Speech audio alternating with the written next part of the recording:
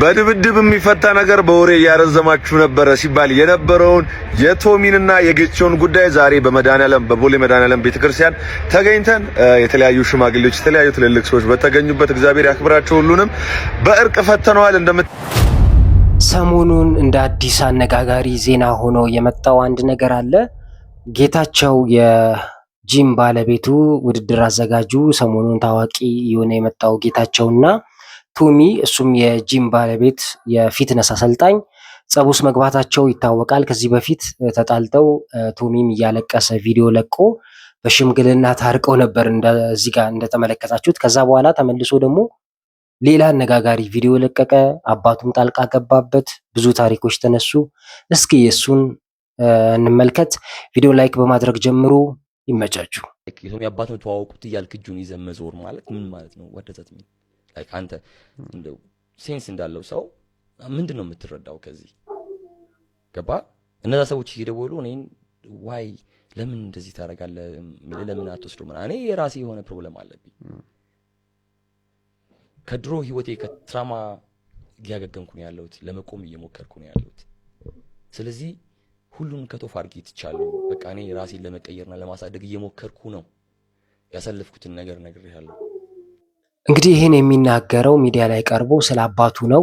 ከአባቱ ጋር ምንም አይነት ግንኙነት እንደሌለው ነው እያሳወቀ ያለው። ጌታቸው ደግሞ ከሱ አባት ጋር ግንኙነት አለው፣ ለህዝብ እያስተዋወቀ ነው። ለምን ይሄ ያስፈለገ ብሎ ቪዲዮ ለቀቀ። ከዛ በኋላ ደግሞ አንድ ነገር ተከሰተ። ከአባቱ ጋር ታረቀ። እስኪ ቪዲዮን ተመልክተን እንመለሳለን። ግናለው ያው ስፖርተኛ ስለሆንኩኝ በስፖርት የተወሰነ ቅጣት ከተዋለሁ። ስለዚህ 30 ፑሽ-አፕ ይሰራል፣ 30 ፑሽ-አፕ ይሰራል። ቀድሞ የወደቀ ሰው ይቀጣል።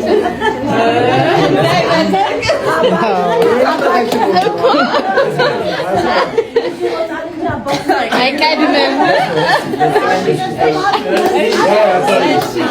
እሺ እንደምትመለከቱት ከአባቱ ጋር ሰላም ተፈጠረ ማለት ነው። አባቱ ደግሞ ቀድሞ ጌታቸው ጋር ይሰራል እንዳልኳችሁ ነው።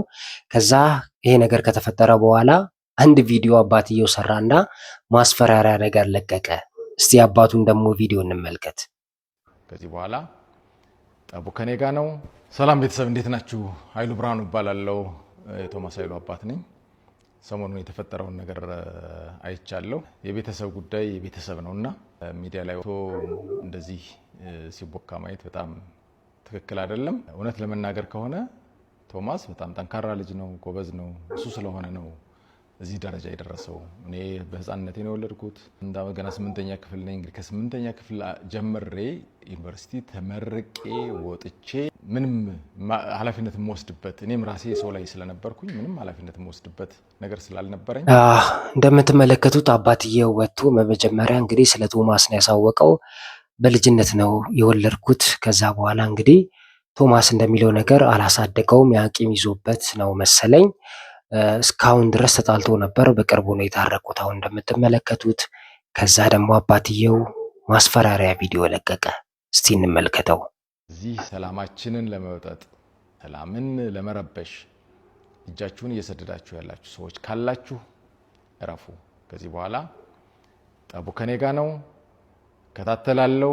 ብታቆኝም ታቆኛላችሁ።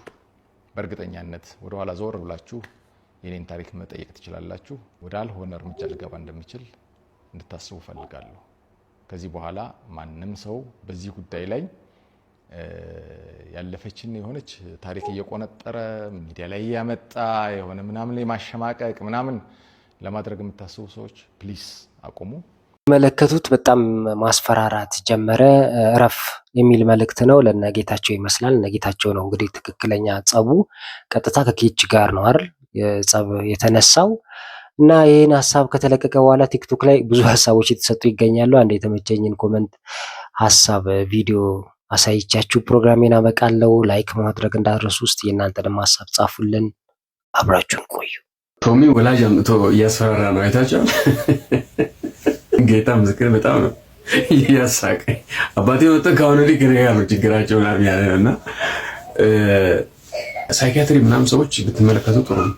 አንተ እንዴት ህዝብ አባታም ታስፈራራለህ? ድሮኛ ለልጅ ያለን በቃ አባቴ እነግራለሁ አባቴን አመጣለሁ ምናምን ትምህርት ቤት ኳስ ስንጫወት ምን አደረገው ነገር እኮ ነው ይሄን የሚያክል ሰውዬ እያደረገ ያለውና የታለቻች ቲጂ የምትባል ልጅ አለቻ ፖድካስት የምትሰራው የትርሽ ከአባት ጋር ያላደገ ልጅ የሆነ ችግር አለ ምናምን ብለሽ ፌሚኒስቶች ምናምን ሲያባሩሽ ሲያሳዱሽ ነበር። እስቲ በዚህ ጉዳይ የሆነ ነገር ተናገሪ።